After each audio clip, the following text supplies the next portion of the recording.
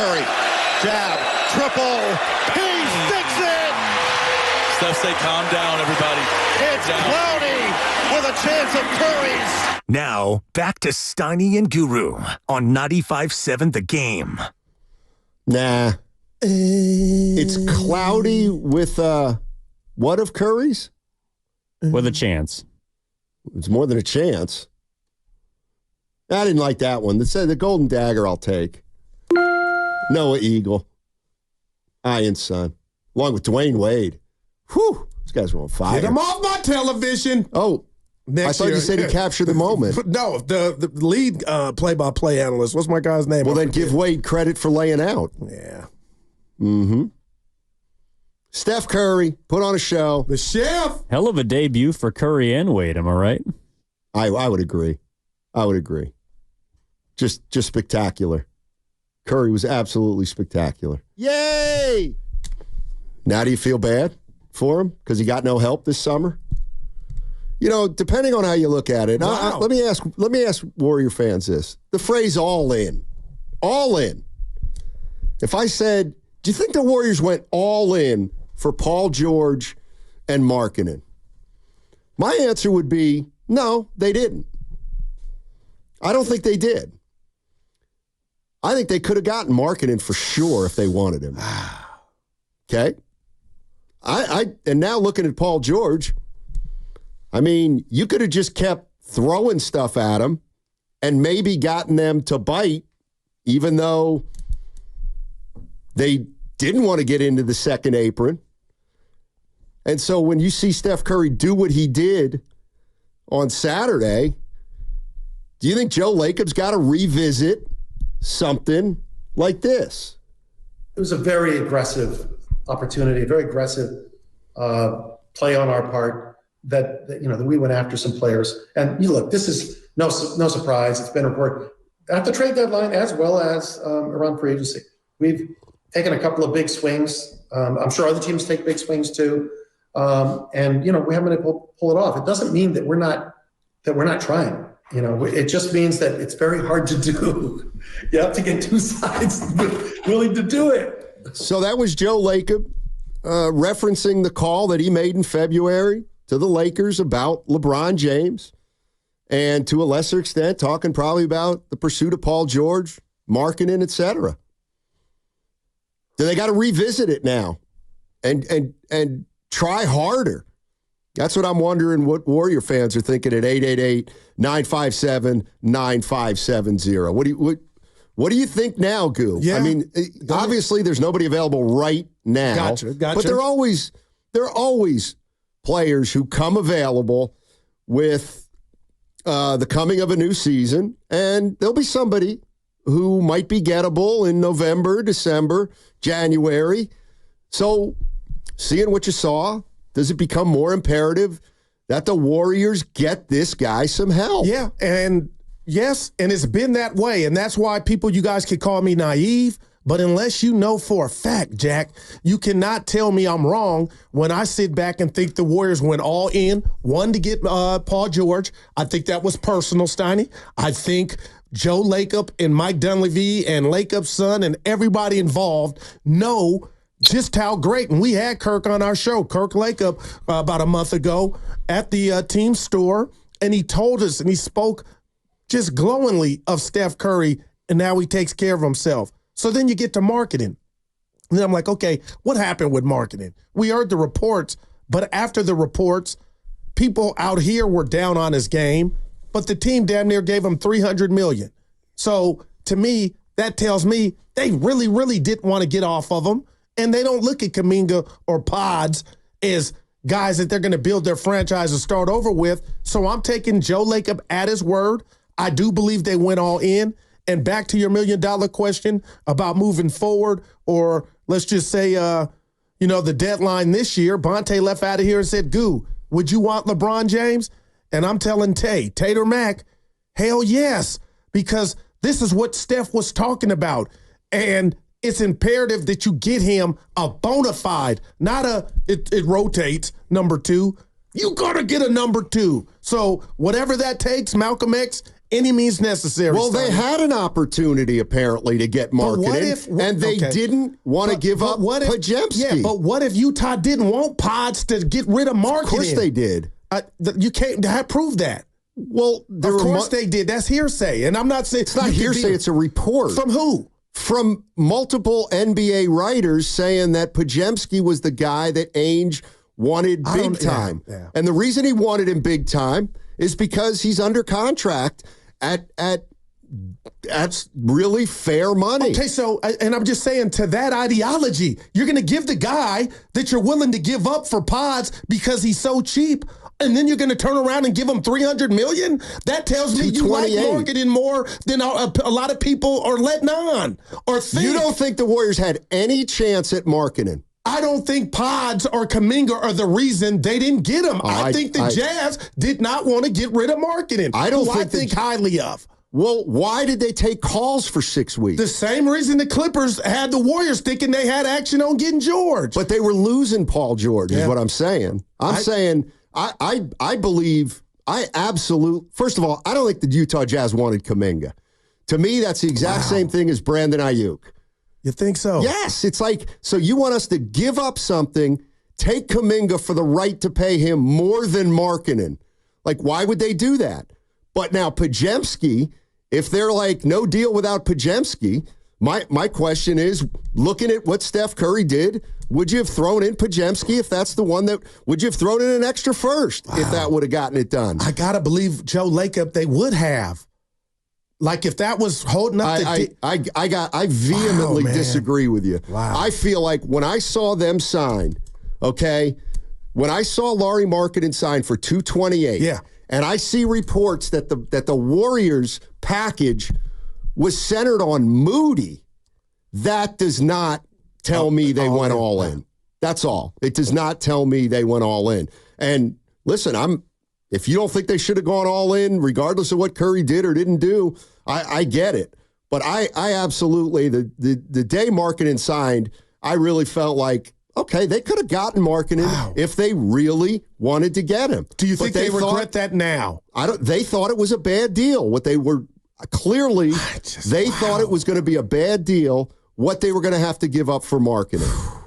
I think. Yeah. Austin in San Jose. Our guy. What's up, Austin? How you doing, man? Hey, what's up, fellas? Great conversation. Happy Monday. Listen, first of all, Curry should have been MVP. I know that LeBron pretty much carried the team.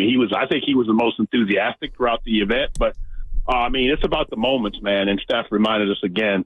And by the way, Guru, we don't need to be reminded how great Steph is. The Warrior fans know how great Steph is. So this didn't change anything. It just made it more impactful. But the worry I have going into this year, guys, and I think that Steiny, Steph, we know Steph's a superstar. He's not just a star. He's a superstar. So I keep saying to surround him with these guys that you're bringing on a team, I call them J-Bogs, just a bunch of guys, right? And you're playing them with a superstar. I think Lakers taking a big risk. They better get off to a good start, because if we're talking midseason and this team is mediocre, Steph's going to be looking around and rolling his eyes saying what's going on. So I think that we got a problem. And the other thing is regarding the whole thing with the trade. I don't believe they were all in. Oh, wow. I disagree with you, Guru, on that. I think that they postured and they want the fans to believe they were all in.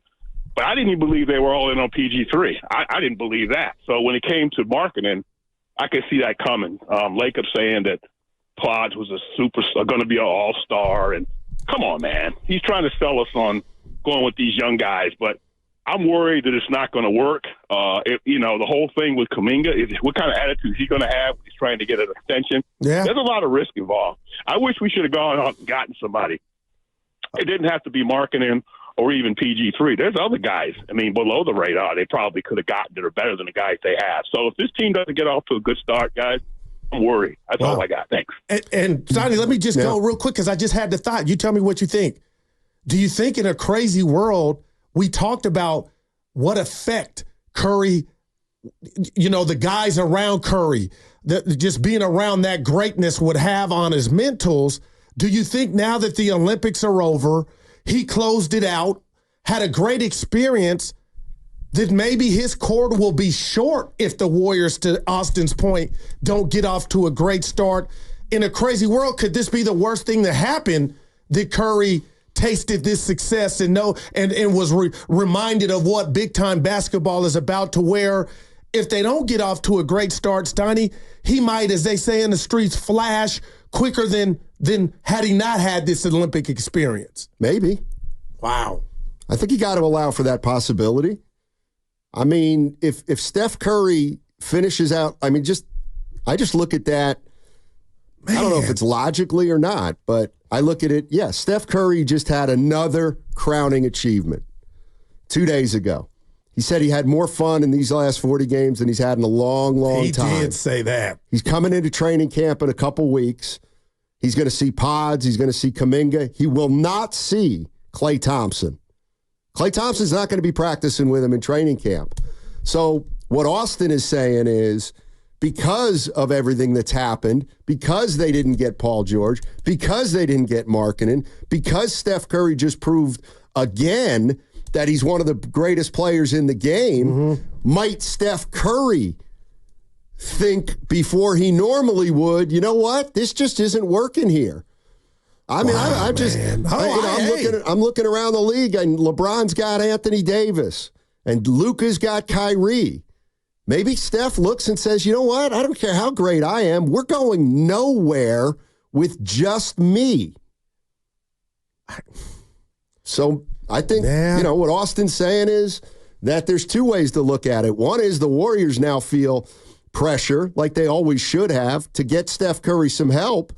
But maybe Steph Curry's fuse or Steph Curry's mindset changes because he wants to get somewhere with a better player than the Warriors currently have on their team right now. And I get excited. And when you do that tandem exercise, I just get goosebumps. But for so long, Curry always had his Robin. It was Klay, then it was Durant, and now, Steiny, in a year that they're coming off of not making the playoffs and the Jordan Poole fiasco, not saying he was ever he was the Robin for the first couple years. Now, all of a sudden, the reality is my man doesn't have any help.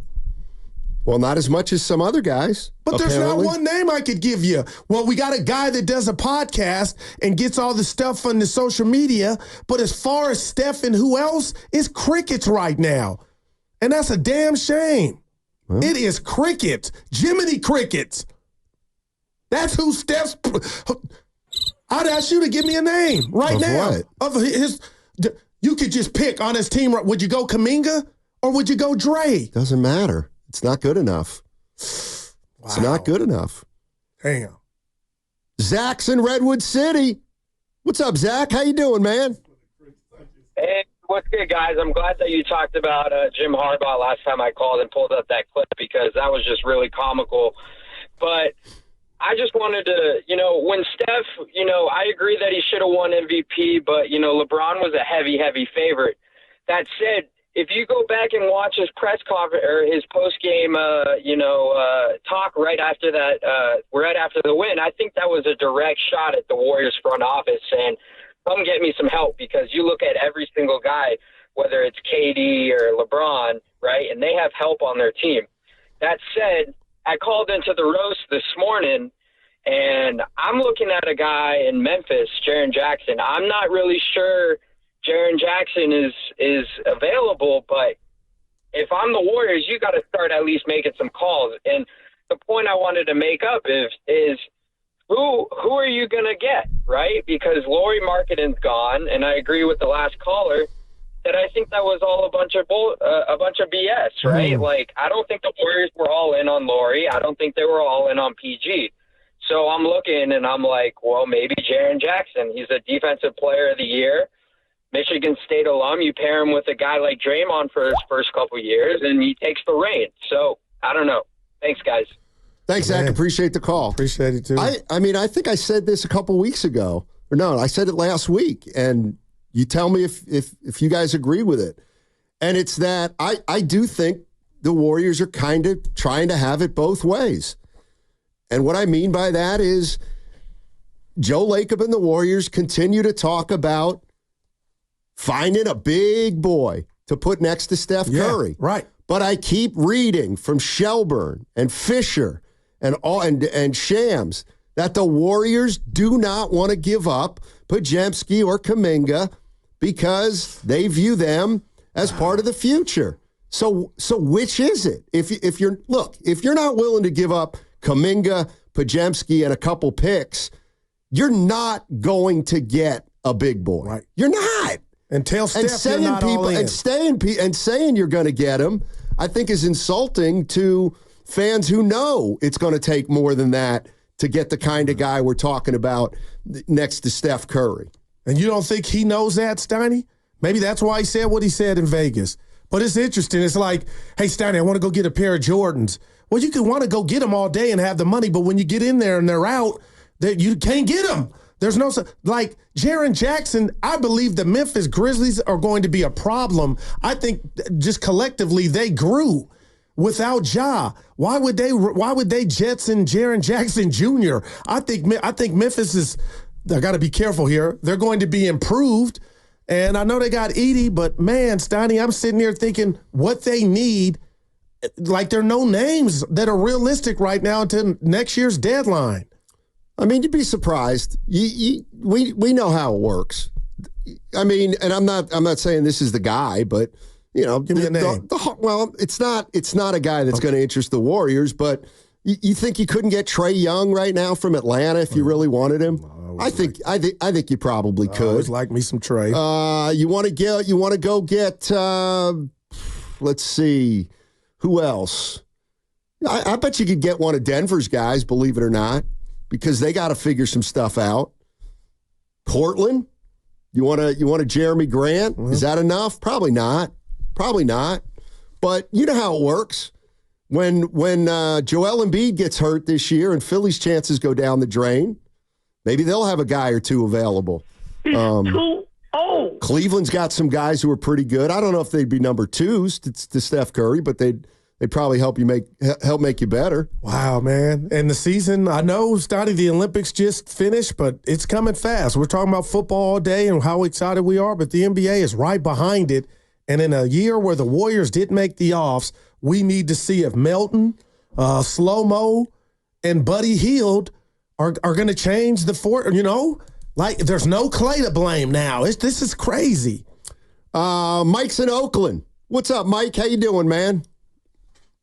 Hey, what's up, guys? You know what I think that what Steph did in the Olympics, obviously at the last game versus France, he created something great. He is the guy. He is the man. He can do it. And I think he created something with the Warriors that as well, because it's an attraction. Come play with us. Steph's the guy.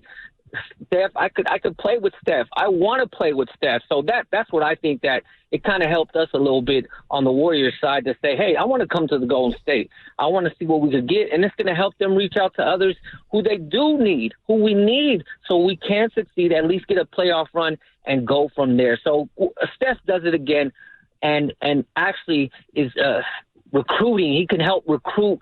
And I think that's a good thing for us. Appreciate the call. I mean, there's one right there. The, again, these, I'm not necessarily, okay. What you got? This is what I mean. This is what I mean. And it's specific. Okay, it's specific. But who's available?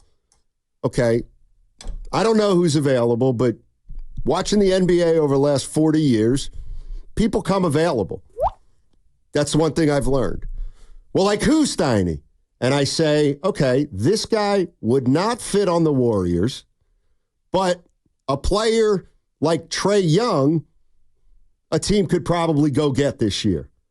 And here we go. What you got? Trae Young, Steiny? Are you trolling? Trae Young, Steiny? Are you trying to get worse on defense? See, that's what I mean. I didn't say the Warriors should go get Trae Young. I used him as an example of a player of a certain stature that becomes available. All right? So I made you want to get Zach LaVine? Okay, you don't think he's good enough to be a number two? All right, that's fine. Health concerns. What about, could you get one of Phoenix's big three? Booker, Beal, Durant? Well, you probably don't think Beal's good enough, which is fine. Could you get what about Zion? Could you go get Zion Williamson?